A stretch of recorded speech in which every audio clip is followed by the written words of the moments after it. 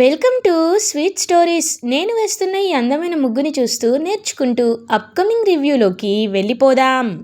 జగదాత్రి వాళ్ళ ఇంట్లో వరలక్ష్మి వ్రతం పూజ చేసుకోవడానికి టైం అవుతున్నా ఇంకా కేదార్ ఇంటికి రాలేదు అని నిషిక, యువరాజ్, వైజయంతి ముగ్గురు జగదాత్రిని టార్గెట్ చేస్తూ మాట్లాడుతూ ఉంటారు. రాలేదు కాబట్టి ఇంట్లో నుండి బయటికి వెళ్ళిపోవాల్సిందే. అక్క, ఆ కేదార్ గాడు మొహం చూపించుకోలేక రాలేకపోయాడు కాబట్టి ఈ జగదాత్రిని బయటికి గెంటేసి మనం హ్యాపీగా పూజ చేసుకుందాం అక్క అని చెప్తూ ఉంటే కరెక్ట్గా అప్పుడే కేదార్ నగలతో, డబ్బులతో ఇంటి లోపలికి ఎంట్రీ ఇస్తాడు. ఒక్కసారిగా అది చూసి యువరాజ్ అయితే అలా షాక్లో ఉండిపోతారు. నగలని, డబ్బుల్ని ఎలా తీసుకొచ్చావురా అని చెప్పి యువరాజ్, అక్క వీడు న్యాయంగా సంపాదించలేదక్క, ఖచ్చితంగా ఏదో దొంగతనం చేసే ఈ డబ్బులు తీసుకొచ్చాడు. ఇలాంటి పాపపు డబ్బులు అక్కడ పెడితే కరెక్ట్ కాదక్క అనేసరికి షటప్. ఇంకొక్క మాట కూడా కేదార్ గురించి మాట్లాడే హక్కు కానీ అధికారం కానీ నీకు లేదు, మాట్లాడద్దు కూడా అని గట్టిగా చెప్తుంది. ఇంకా కౌశికి అయితే కేదార్ నీలాంటి వాడు కాదు, దొంగతనం చేసేవాడు కాదు, కేదార్ చాలా అంటే చాలా మంచివాడు. అలాంటి వాడిని ఇంకొకసారి ఏం మాట్లాడినా నేను ఏం చేస్తానో నాకే తెలీదు అని చెప్పి చాలా గట్టిగా చెప్తుందన్నమాట కౌశికి అయితే. ఇంక వెంటనే అలా యువరాజ్ సైలెంట్గా ఉండిపోతాడు. కేదార్ పాపం కౌశికి దగ్గరికి వచ్చి, అక్క నేను యువరాజ్ ఇలా అన్నాడని కాదు, కానీ నేను నీకు ఒక నిజాన్ని చెప్పాలి. ఒక చిన్న కేసు వచ్చిందక్క, పోలీసులు కూడా ఆ కేసుని సాల్వ్ చేయలేకపోయారు, కానీ నేను ఆ కేసుని సాల్వ్ చేశాను కాబట్టే నాకు వాళ్ళు డబ్బులు ఇచ్చారు. నేను వద్దన్నానక్క, కానీ ఆవిడ నా పరిస్థితిని అర్థం చేసుకొనే ఈ డబ్బుల్ని నాకు ఇచ్చింది అని చెప్పి ఇంకా జరిగిందంతా చెప్తాడనమాట కేదార్. పాపం కేదార్ అంత మంచిగా, అంత సన్మార్గంలో డబ్బులు సంపాదించేసరికి ఎవరిపై ఆధారపడకుండా, ఎవరి ఒకరి గురించి ఆశపడకుండా తన టాలెంట్తో, తన కష్టంతోనే డబ్బులు సంపాదించాడు అని చాలా అంటే చాలా హ్యాపీగా, ప్రౌడీగా ఫీల్ అవుతుంది కౌశికి. నిజంగా చాలా ప్రౌడ్గా ఉంది కేదార్. నీలాంటి తమ్ముడు ఉన్నందుకు నేను గర్వపడుతున్నాను యువరాజ్. కనీసం ఇప్పటికైనా కేదార్ని చూసి నేర్చుకో అని చెప్పి చాలా అంటే చాలా స్ట్రాంగ్గా చెప్తుంది. ఇంకా ఏమీ మాట్లాడకుండా అలా యువరాజ్ సైలెంట్గా ఉండిపోతాడు. ఇంకా కేదార్ తెచ్చిన నగల్ని అండ్ డబ్బుల్ని కూడా అక్కడ పెట్టి వరలక్ష్మి వ్రతం పూజ అయితే స్టార్ట్ అవుతుంది. ఇంకా స్టార్ట్ అయ్యి ఎంతో హ్యాపీగా ఆ పూజ అయితే చేసుకోవడం స్టార్ట్ చేస్తారు. జగదాత్రి ఇంటి పెద్ద కోడలిగా ముందుండి ఆ పూజని జరిపిస్తూ ఉంటుంది. ఇంకా అలా అందరూ హ్యాపీగా ఆ పూజని చేసుకుంటూ ఉంటారు. కరెక్ట్గా అదే టైంకి ఇంకా వెంటనే నిషిక ఏమో, ఆయన నువ్వేంటి ఇక్కడ, ఏం చేస్తున్నావు, వెళ్ళు అని చెప్పి ఇంకా నిషిక జగదాత్రిని పంపించేయాలనుకున్నా నో, నథింగ్ అనమాట. ఇంకా కౌశికి చాలా స్ట్రాంగ్గా చెప్తుంది, జగదాత్రి ఎక్కడికి వెళ్ళదు, తను ఇక్కడే ఉంటుంది, తను ఇక్కడే ఉండి వ్రతం దగ్గరుండి పెద్ద కోడలుగా చేస్తుంది, నువ్వు దీన్ని ఆపలేవని చెప్పి చాలా అంటే చాలా స్ట్రాంగ్గా చెప్తారు. ఇంకేమీ మాట్లాడకుండా నిషికానే జగదాత్రి వెనకాల కూర్చొని పూజ చేసుకుంటుంది. అలా వరలక్ష్మి వ్రతం అయితే హ్యాపీగా కంప్లీట్ అయిపోతుంది. వరలక్ష్మి వ్రతం కంప్లీట్ అయిపోగానే ఇంకా జగదాత్రి చాలా హ్యాపీగా, ప్రౌడీగా ఫీల్ అవుతుంది కేదార్ని చూస్తూ. ఇది ఇలా ఉండగా మార్నింగ్ అవుతుంది. జగదాత్రి, కేదార్ జేడీకేడీగా మారి హ్యాపీగా పోలీస్ స్టేషన్కి అయితే బయలుదేరుతారు.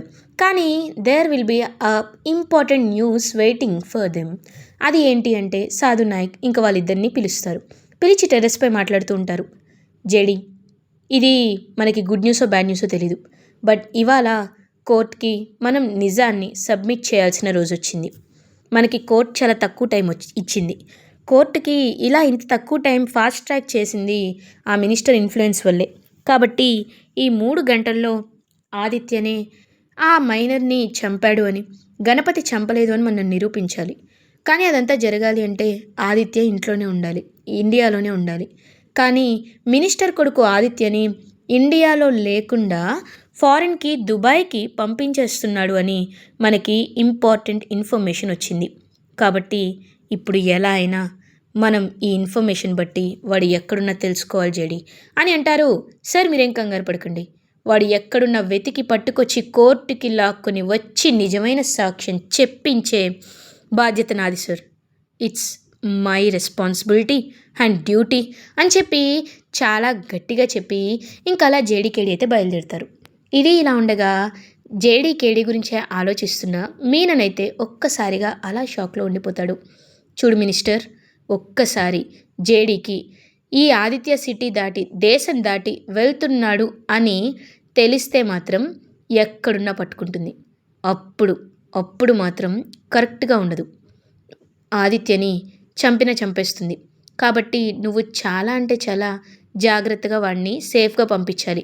ముందు వాడు కారులో వెళ్తున్నాడు, కానీ తర్వాత మనం కూడా కారులో వెళ్ళాలి అని చెప్పి ఇంక వెనకాలే వాడిని ఒక కారులో పంపించి అండ్ వీళ్ళు వెనకాల ఫాలో అవుతూ ఉంటారు. ఫాలో అవుతూ వెళ్తూ ఉండేసరికి అప్పుడే కరెక్ట్గా అలా కార్ని మధ్యలో ఆపేస్తాడు అన్నమాట. వెంటనే డ్రైవర్ ఆదిత్య ఏమైందిరా అని అడిగేసరికి అన్నా ముందు చూడన్నా అని అంటారు. ముందు చూడగానే ఒక్కసారిగా షాక్లో ఉండిపోతాడు ఆదిత్య. ఎందుకంటే అక్కడ ఉన్నది జేడీ, ఆడసింహం జేడీ. గన్ పట్టుకొని అలా కార్పై కూర్చొని వాడి వైపు చూస్తూ ఉంటుంది. ఒక్కసారిగా వాడైతే అలా షాక్లో ఉండిపోతాడు. పారిపోవాలని ట్రై చేస్తున్న వాడిని ఇంకా వేటాడి పట్టుకుంటారనమాట. వాడిని పట్టుకొని ఇంకా కాలర్ పట్టుకొని కారు లోపలికి టపేలను తోసి ఇంకా తీసుకువెళ్తూ ఉంటారు జేడీ వాళ్ళు. ఇప్పుడు నా కొడుకుని కిడ్నాప్ చేసి ఆ జేడీ తీసుకెళ్తుంది, ఇప్పుడు ఏం చేయాలి నాకేం అర్థం కావట్లేదని చెప్పి పాపం చాలా అంటే చాలా కంగారు పడుతూ ఉంటాడనమాట. మినిస్టర్ నువ్వేం బాధపడకు, ఖచ్చితంగా ఇప్పుడు వాళ్ళు కోర్టుకే తీసుకెళ్తారు. కోర్టుకి తీసుకువెళ్ళారు అంటే అప్పుడు మనం కోర్టులో ఏదో ఒక సాక్ష్యాన్ని సంపాదించవచ్చు అని చెప్పి ఇంకా అలా కోర్టుకైతే బయలుదేరుతారు. బట్ అక్కడ అన్ఎక్స్పెక్టెడ్గా కోర్టుకైతే తీసుకువెళ్ళరు. ఒక్కసారిగా మీననే షాక్ అయిపోతాడు. ఇదేంటి, జేడీ న్యాయం ప్రకారం రూల్స్ ప్రకారం ఆదిత్యని కోర్టుకే తీసుకురావాలి, కానీ కోర్టుకి తీసుకురాలేదంటే తను ఎక్కడికి తీసుకువెళ్ళినట్టు? జేడీ ఏం చేస్తున్నావు జేడీ అని చెప్పి చాలా కోపంగా చూస్తూ ఉంటాడు మీనన్. ఇంకా జేడీకేడి అయితే వాడిని ఒక డెన్లోకి తీసుకెళ్ళి అక్కడే ఉంచుతారు. నన్ను ఇక్కడికి తీసుకొచ్చారేంటి అని అడుగుతారు. ఇంకెక్కడికి తీసుకువెళ్తావు అనుకుంటున్నావు నిన్ను అని అడుగుతారు. అది కాదు, నన్ను ఏం చేయొద్దు. ఏంటి, ఏం చేయొద్దా? చిన్నపిల్ల 18 years బిలో మైనర్ని మాయమాటలతో నమ్మించి మోసం చేసి తను ప్రెగ్నెంట్ అయ్యేలా చేసి తర్వాత తన్ని నిర్దాక్షిణ్యంగా చంపిన నిన్ను వదిలేయాలా? అందుకే ఎవ్వరికీ తెలియకుండా ఈ డెన్లోకి తీసుకొచ్చాం. ఇప్పుడు ఈ డెన్లో ఏం జరుగుతుందో తెలుసా? ఏం జరగబోతుందో నీకు తెలుసా? ఇది నార్మల్ డెన్ కాదు. ఇది చాలా వరకు వాల్కానోస్కి వాడే ఒక హై హీట్ ప్రాసెస్ చేసే ఒక ఫ్యాక్టరీ. కాబట్టి ఒక్కసారి ఒక 5 minutes కూడా అక్కర్లా, ఒక 2 minutes నిన్ను ఆ హీట్ రూమ్లో డోర్ క్లోజ్ చేసి ఉంచాననుకో, ఓపెన్ చేసి చూసేసరికి నువ్వు మనిషిగా ఉండవు, స్కెలిటన్గా ఉంటావు. ఇప్పుడు నిన్ను ఆ రూమ్లోకి మేము వేస్తాం. తర్వాత మేము కస్టడీలోకి తీసుకుంటుంటే పారిపోయి ఈ రూమ్లో ఇరుక్కొని చచ్చాడని చెప్తాం.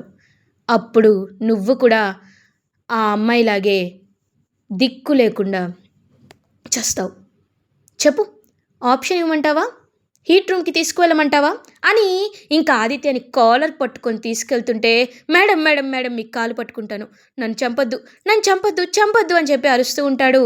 ఏరా, నిన్ను ఇలాగే బ్రతిమాలుంటుంది కదా, ఇలాగే నిన్ను చంపొద్దు అని పద్మ వేడుకొని ఉంటుంది కదా, అలాంటప్పుడు ఆ నొప్పి ఆ నరకం నీకు కూడా తెలియాలి కదా, అందుకే ఇలా ప్లాన్ చేసాం, పదరా అని చెప్పి కేదార్ బలంగా లాక్కొని వెళ్తూ ఉంటే, సార్ నేను నిజం ఒప్పేసుకుంటాను, నన్ను చంపకండి, మీకు దండం పెడతాను, నిజం చెప్పేస్తానని చెప్పి నిజాన్ని ఒప్పుకుంటాను అని కన్ఫెస్ చేసేస్తాడు మినిస్టర్ కొడుకు ఆదిత్య అయితే. సో ఇంకా అలా నిజాన్ని బయట పెట్టడానికి ట్రై చేస్తాడు. And that final truth will be revealed. So జడ్జ్కి కోర్టులోనే వీడియో కాల్ని యాక్సెస్లోకి తీసుకుంటారు జేడీ అండ్ కేడీ అయితే. ఇంకా వీడియో కాల్లో జడ్జ్ చూస్తూ ఉంటారు. జడ్జ్ గారు, నేను చెప్పేది వినండి, నేను నిజం చెప్తున్నానండి, నాకు ఆ అమ్మాయిని నేనే మోసం చేశాను, మాయమాటలు చెప్పి నమ్మించాను, కానీ తర్వాత నేను తన్ని తన్ని పెళ్లి చేసుకునే ఉద్దేశంలో లేను కాబట్టే నేను ఇలా తన్ని చంపేశానండి అని చెప్పి ఇంకా తన నిజాన్ని మొత్తం ఒప్పేసుకుంటాడనమాట. ఒప్పుకున్న తర్వాత ఒక్కసారిగా అలా ఇంకా అందరూ షాక్‌లో ఉండిపోతారు. జడ్జ్ ఇలాంటి వాడికి కఠిన కారాగార శిక్ష అనేది ఖచ్చితంగా పడాలి, పడుతుంది అని చెప్పి చాలా అంటే చాలా స్ట్రాంగ్‌గా తీర్పుని, స్టేట్మెంట్‌ని పాస్ చేస్తారు. పాస్ చేసిన తర్వాత ఇంకా అలా మినిస్టర్ కొడుకుని మినిస్టర్ కళ్ళ ముందే కాలర్ పట్టుకొని కోర్టుకి లాక్కొచ్చి శిక్ష వేయించి అట్నుండటే జైలుకి తీసుకువెళ్ళిపోతూ వెంటనే మినిస్టర్ పక్కన ఉన్న ఆ న్యూ ఆఫీసర్ విశాల్ మిశ్రా ఎవరైతే ఉన్నారో వాళ్ళిద్దరి దగ్గరికి వస్తుంది.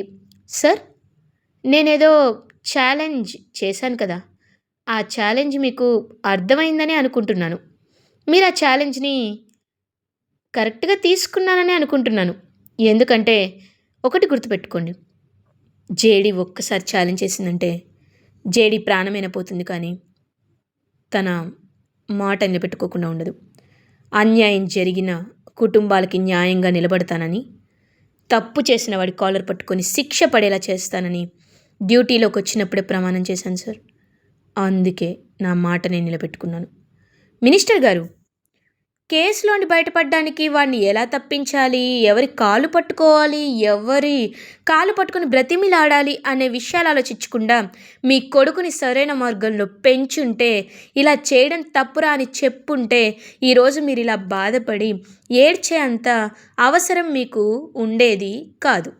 కానీ మీరు చేసిన ఆ నీచమైన దిక్కుమాలిన పెంపకం వల్లే ఇవాళ మీ కొడుకు ఇలా జైల్లో ఊచల్లెక్క పెడుతున్నాడు. కాబట్టి ఆ విషయం గుర్తుపెట్టుకోండి. అందరికీ చెప్తున్నాను, ఆడపిల్లలు మగపిల్లలు ఇద్దరు సమానమే, సమానంగానే పెంచాలి. ఆడపిల్లలకి కొంచెం టైం అయితే ఇంటికి లోపలికి రావాలి, ఇంటికే రావాలి. ఇంత టైం దాటితే ఇంటి బయట కరెక్ట్గా క్లైమేట్ ఉండటం లేదు. ఆడపిల్లలు జాగ్రత్తగా ఉండాలని చెప్తున్నారు, కరెక్టే, అది కరెక్ట్.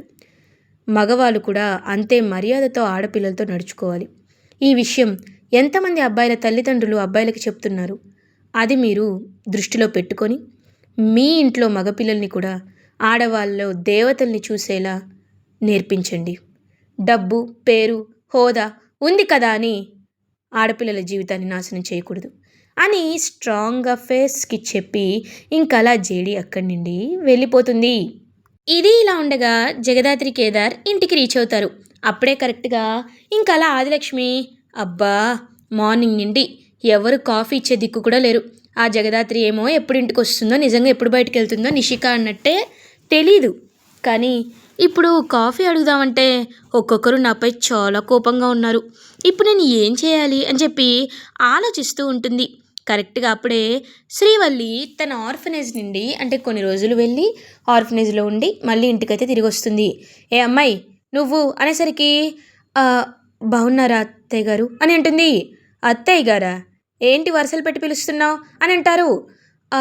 నేనేమైనా తప్పుగా మాట్లాడానా అనేసరికి, అయినా ఎవరమ్మాయి నువ్వు, ఈ ఇంట్లో నేను చూశాను కానీ నువ్వు అసలు ఏం మాట్లాడుతున్నావు, ఎవరు నువ్వు అనేసరికి అక్కడికి వైజయంతి వస్తుంది. ఏంది అది లక్ష్మి అలా అడుగుతున్నావో, తను ఈ ఇంటి పని పిల్లే, కానీ ఇంట్లో వాళ్ళ గురించి నీకు తెలిసిందే కదా. ఇంట్లో వాళ్ళు ఈ అమ్మాయిని సొంత కూతురు మాదిరి చూసుకుంటారు, అంతే, అంతకుమించి ఏం లేదు. వెళ్ళు ఏ శ్రీవల్లి నువ్వు లోపలికి వెళ్ళని చెప్పి లోపలికి పంపించేస్తుంది. ఏంటి ఈ వైజయంతిలో ఎప్పుడు లేని కంగారు కనబడుతుంది, ఇంత కంగారుగా ఎప్పుడు మాట్లాడదే, ఎందుకు ఇలా మాట్లాడుతుంది అని చెప్పి అలా ఇంకా ఆలోచనలో అయితే పడుతుంది ఆదిలక్ష్మి. ఇంకా వెంటనే జగదాత్రి కేదార్ అక్కడికి వస్తారు. అప్పుడే వైజయంతి శ్రీవల్లి దగ్గరికి వచ్చి, చూడమ్మి శ్రీవల్లి, నీకు ఆదిలక్ష్మి గురించి తెలీదు. ఆవులిస్తే పేగులు లెక్క పెట్టి ఆ పేగుల్ని తీసే రకం కాబట్టి తనతో చాలా జాగ్రత్తగా ఉండు, వరసలు కలపొద్దు, ఈ ఇంటి పోనిదాని లెక్కే ఉండు అని చెప్పి వైజయంతి అక్కడి వెళ్ళిపోతుంది. పాపం శ్రీవల్లి చాలా బాధపడుతుందన్నమాట. అప్పుడే జేడీకేడి జగదాత్రి కేదార్ ఇద్దరు శ్రీవల్లి దగ్గరికి వస్తారు. వచ్చి, శ్రీవల్లి ఎందుకు బాధపడుతున్నావు అని అడుగుతారు. ఏం లేదు వదిన అని కన్నీళ్ళు తుడుచుకుంటూ పాపం అక్కడి వెళ్ళిపోతుంది శ్రీవల్లి. అప్పుడే ఇంకా జేడీకేడీకి అయితే ఒక ఆలోచన వస్తుంది. కేదార్ వెంటనే జగదాత్రితో, దాత్రి నాకు నిజంగా మన శ్రీవల్లిని చూస్తే చాలా బాధగా ఉంది. ఈ ఇంట్లో తను చాలా నరకాన్ని అనుభవిస్తుంది అని అనిపిస్తుంది. కాబట్టి తనకి ఒక మంచి పెళ్లి సంబంధాన్ని మనం చూడాలి దాత్రి. చూస్తే అది తనకి మంచి వాళ్ళ, తనెప్పుడు యువరానిలా చూసుకునే వాళ్ళని మాత్రమే మనం చూడాలి అని చెప్పి పాపం చెప్పేసరికి అలా ఇంకా జగదాత్రి కూడా ఆలోచనలో పడుతుంది. నువ్వు చెప్పింది కరెక్టే కేదార్, ఖచ్చితంగా తనకి ఒక మంచి సంబంధాన్ని అయితే మనం చూద్దామని చెప్పి చాలా గట్టిగా ఫిక్స్ అవుతారు. ఇలా ఎపిసోడ్ ఎండ్ అవుతుంది. ఫర్దర్ ఎపిసోడ్ రివ్యూస్ ముందుగా మీకు కావాలి అనుకుంటే మా ఛానల్ని సబ్స్క్రైబ్ చేసుకోండి. Thanks for watching.